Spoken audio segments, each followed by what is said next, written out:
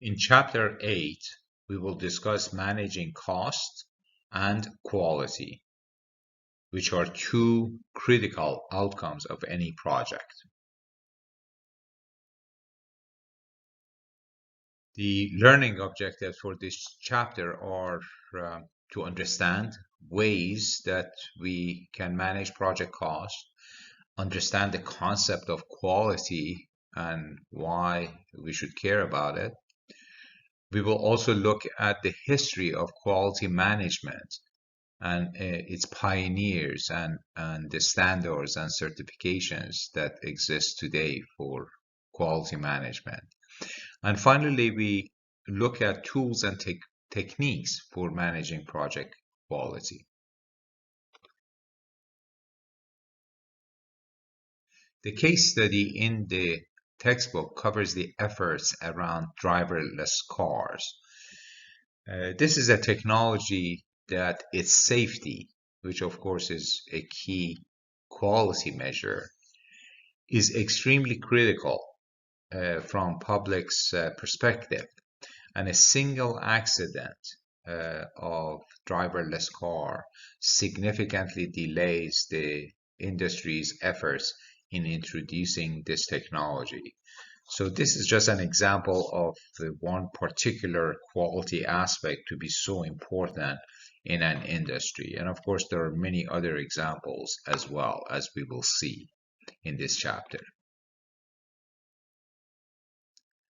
You remember the triple constraints of time, cost, and scope for projects, which means that changing any of these parameters will require us to re-estimate other aspects of the project to maintain the quality of the project. We have already talked about scope and time in previous chapters. In this chapter, we will focus on cost and quality. Now let's take a look at the elements involved in managing project costs. Like most other project management processes, we need to start with planning, how we will manage the cost. As part of the planning, we need to estimate the various resources required for the project. Based on the cost and required contingency, we can then establish the project budget. And of course, when we have the project budget established during execution, we will compare actual costs against the planned budget, and we will take corrective actions if there is a deviation from our planned budget.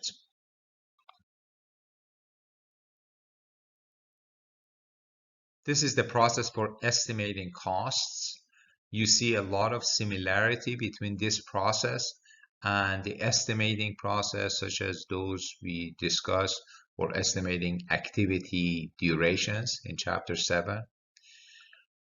Reserve analysis is a terminology you have not seen, is really forecasting the contingency that the project will need.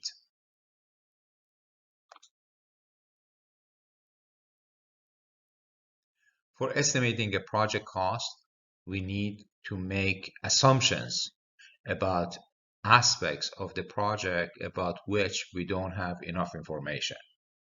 It is important to document and monitor assumptions so that those assumptions, if they prove to be different from actual information that we have later, then we would need to revise our estimates.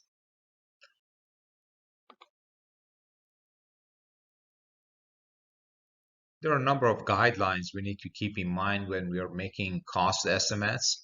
First and foremost, we need to take the time to break down the project and estimate the costs associated with various activities identified in the decomposition of the project.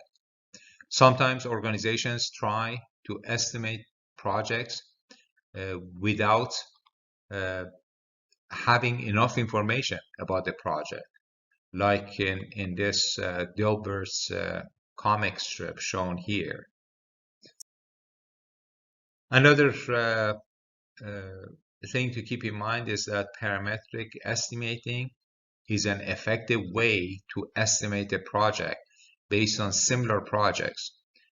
For example, if I figure that I can cover 3 knowledge areas in one lecture, then I can estimate that if I have to cover 22 knowledge areas, then it would take me 7 or 8 lectures to cover all of them.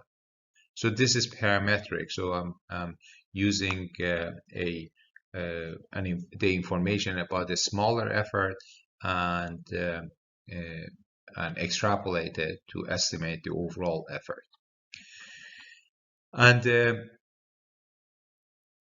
the other thing to keep in mind is that the estimates that we put together are simply forecasts of actual costs, and their accuracy depends on how much we know about the task and how accurate were our assumptions.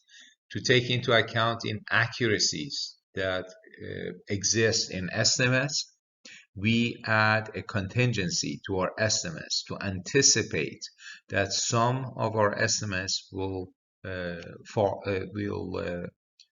short of the actual costs. In addition to contingency, many organizations also add a management reserve to the project estimate in determining the project budget.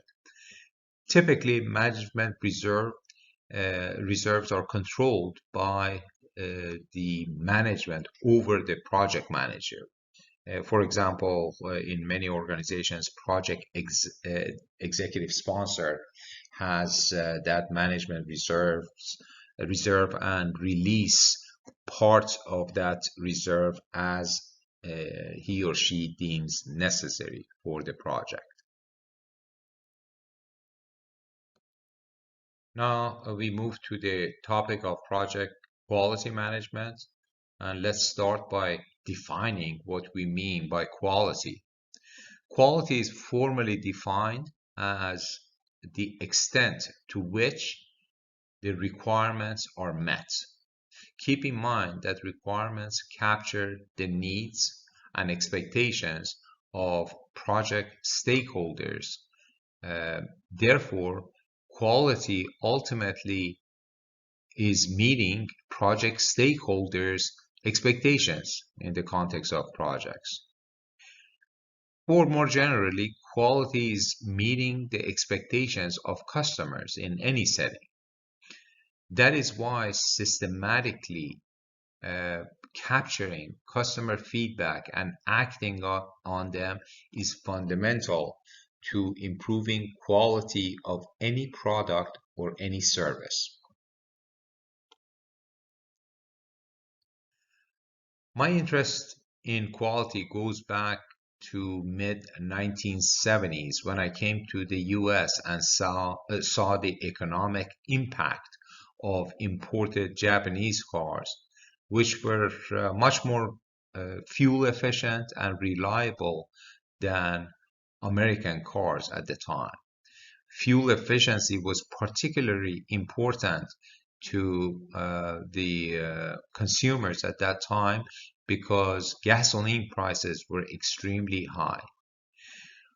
When I was at Chevron, I was fortunate to have the opportunity to attend one of Dr. Deming's seminars and became convinced that management based on statistics and data, while particularly paying attention to people, that made a lot of sense to me. I have used the concepts of uh, quality management throughout my career, and I have seen amazing results when you pay attention to customers and to the employees and contractors that work with you.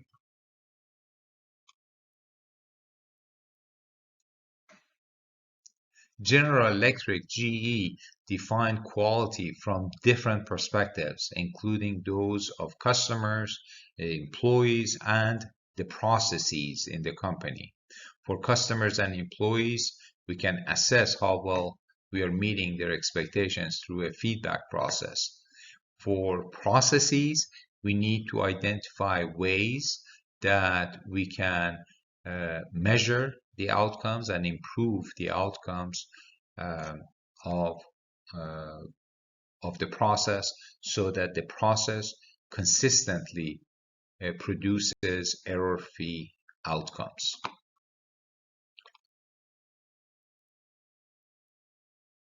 Another example is Nestle's, where they put the the consumer and customer in the center of all their quality efforts and identify key areas where they keep their focus on such things as food safety or zero defect and no waste.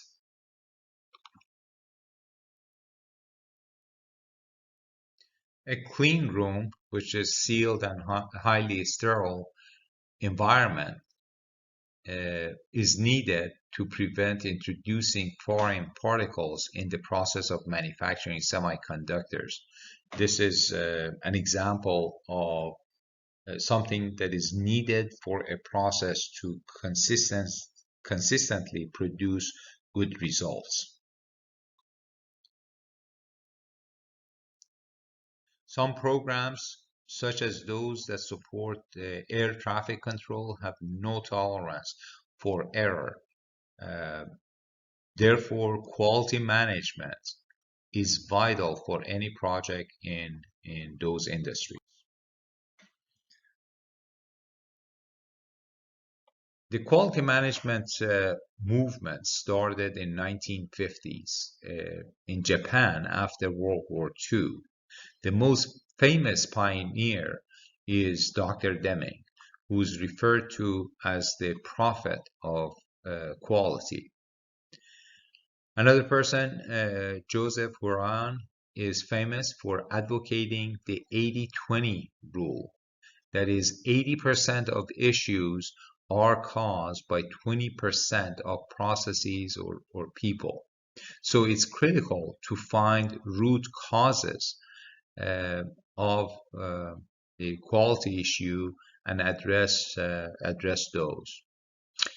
Philip Crosby introduced the concept of quality is free, meaning that all building a quality in the product is cheaper than fixing the quality issues that we may face afterwards. We will look at Ishikawa fishbone diagram a bit later. Kaplan introduced the balanced scorecard concept, where you combine financial, process, or customer perspective and combine them for assessing the performance of an organization or a project.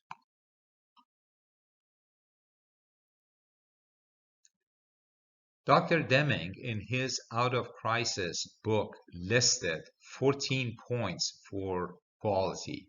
Many of these points were contrary to the common management practices at the time, and even some practices now.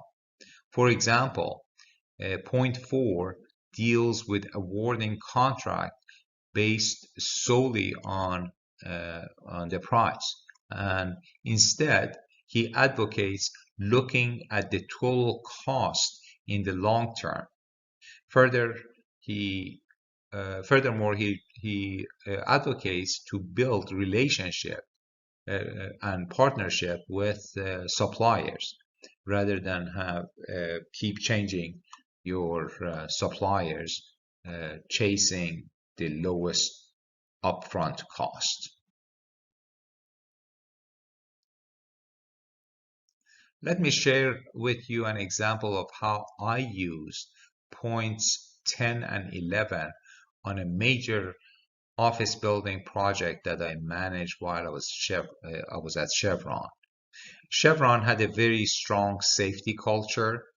Uh, so typically, projects promoted the no on-the-job injury slogan and celebrated reaching major milestones such as 10,000 hours of field work without an incident. But when you think about it, no worker comes to the job site wanting to get injured.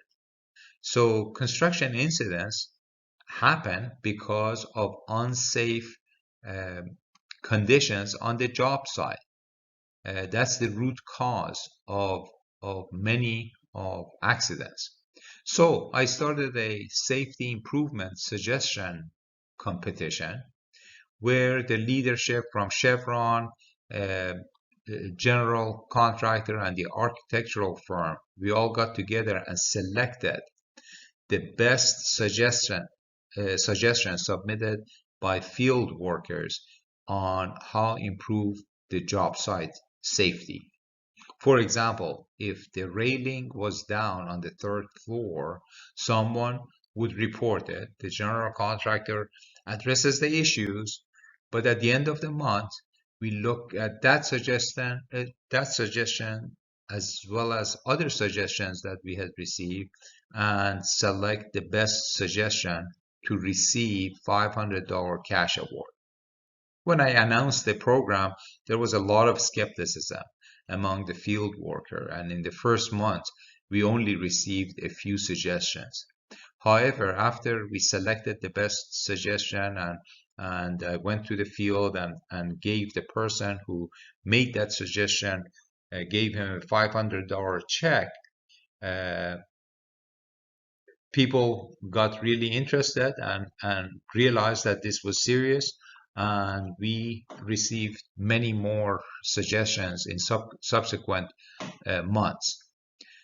With those suggestions, we were able to maintain a safe environment for all workers, and we did not have even one on-the-job injury throughout the construction.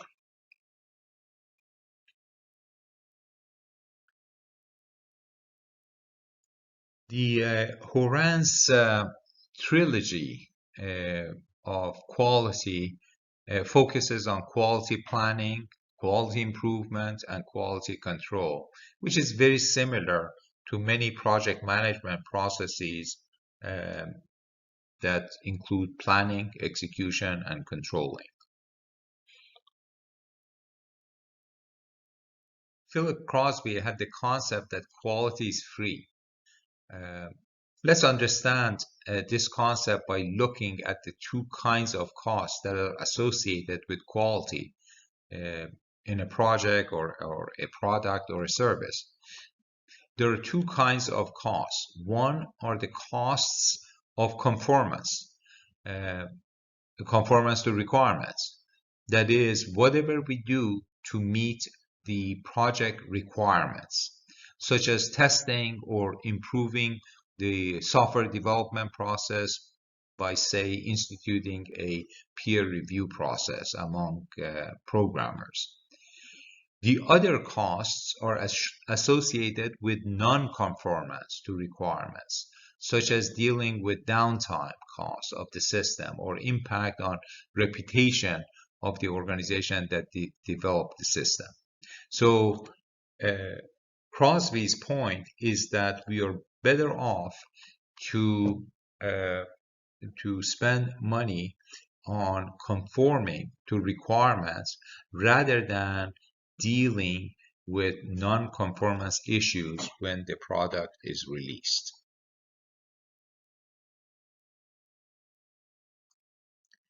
Establishing a culture of quality management or quality improvement uh, is not easy and doesn't happen overnight. It typically goes through 5 levels. The least effective way to address quality management in an organization or on a project is to be reactive, meaning that we fix the problems after the product is delivered to the customer. This is not only very expensive, but also doesn't leave customers with good impression of the products or services. The next level is to implement some quality control measures so that defects are identified before the product is delivered to customer. For example, we establish extensive testing. The next level is focused on the processes tied to product defect and improve those processes so that we can consistently produce good products. For example, we can establish peer review among programmers to improve the quality of software being developed. The next level is build the quality thinking at the planning and designing of the product, and perhaps through small prototyping. And finally, we reach a level that the organization has a culture and a commitment to a continuous improvement and continuous focus on quality.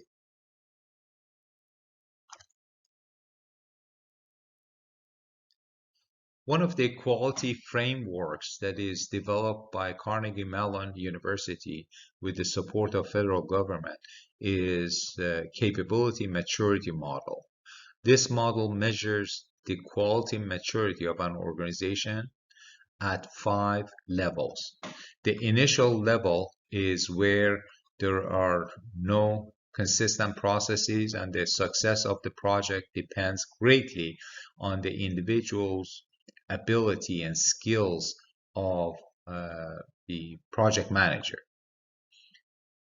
The next level is repeatable level, is when some basic project management processes are established and followed. At the defined stage, all processes are defined, documented, and followed. At the managed level, the organization is collecting data on its processes and improves them as needed. At optimizing level, continuous improvement becomes part of the organization culture. So this framework captures the same ideas in a very systematic way of assessing the quality in the organization. This framework has been used by many government agencies for selecting their suppliers, typically requiring a maturity level of 3 or more for suppliers.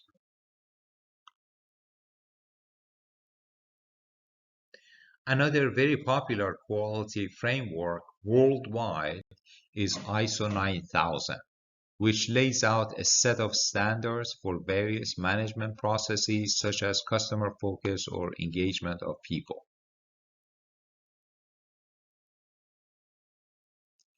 In the US, the National Institute of Standards and Technology, NIST, has established and has managed the Baldrige Award in cooperation with private sector for many years.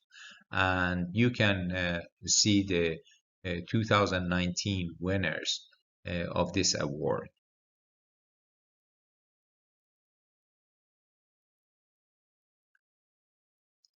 Project quality management processes include planning, managing, and controlling quality, very similar to many other project management processes. Let's look at each of these processes on this slide. The quality management planning process is detailed out. This is when you establish quality targets and plan for testing and other inspections. One of the effective tools for quality planning is benchmarking, where we compare the performance of various organizations in a particular area. When I was at Chevron, I led 2 benchmarking studies of our capital project management process, and we found out that our projects are costing the company more than the industry average. Um, these benchmarking studies highlighted some issues, and after we looked at root causes and revised our project management process, eventually we were able to save millions of dollars in at Chevron by improved processes. There is an article that you can see, it was published by Financial World magazine, that featured that effort in Chevron. You have a link to it if you're interested to read it.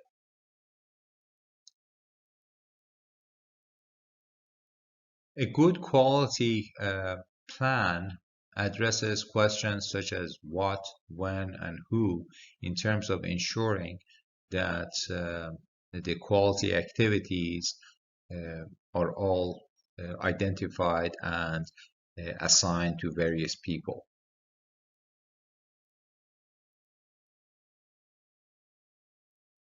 The process to manage quality is detailed out here. We will look at example of checklist. Also, let me point out the term here that you see, design for X, is or design for excellence. It focuses on aspects of product or service where the design efforts focus on maximizing quality and reliability and minimizing cost. So this is an example of building quality in the product during the design phase.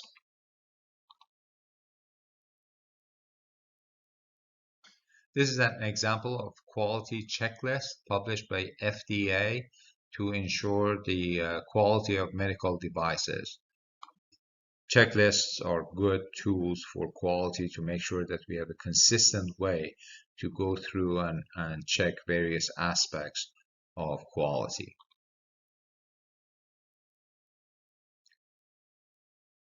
The control quality process is detailed out here on this slide. And let's look at a couple of specific tools for performance review and root cause analysis.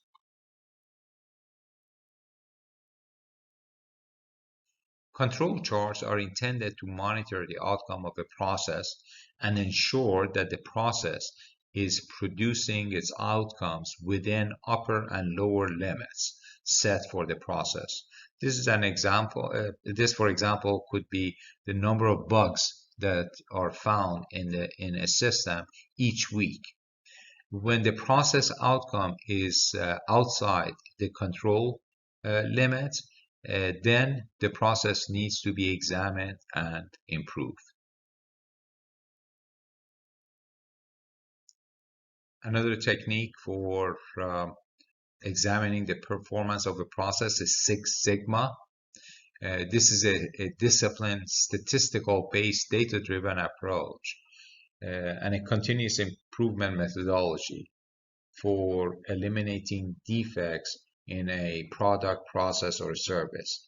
It was initially developed by Motorola and Bill Smith in early 1980s based on quality management fundamentals, then became a popular management approach. General Electric with Jack Welch, their CEO at the time in early 1990s. So the idea here is that you want to reduce the variance in the outcome of your products more and more as you improve your quality.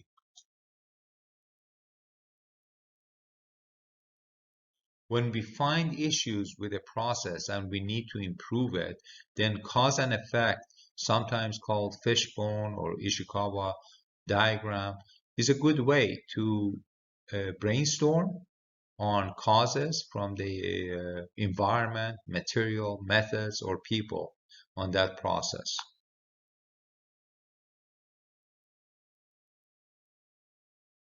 After we identify those elements or processes that need to be improved, there are a number of techniques that we can use to improve them. One of these techniques is a systematic review of every step of the process and determining if the step can be eliminated or it can be improved. This is uh, really effective in when you're uh, looking at a particular process and trying to identify improvement opportunities. So when we have identified all the items that need to be improved in the process, Pareto chart is a good visual way to determine what needs to get addressed first. In this example, as you can see, majority of problems are caused by issues 1 and 2. So we will get the biggest bang for the buck if we address these issues.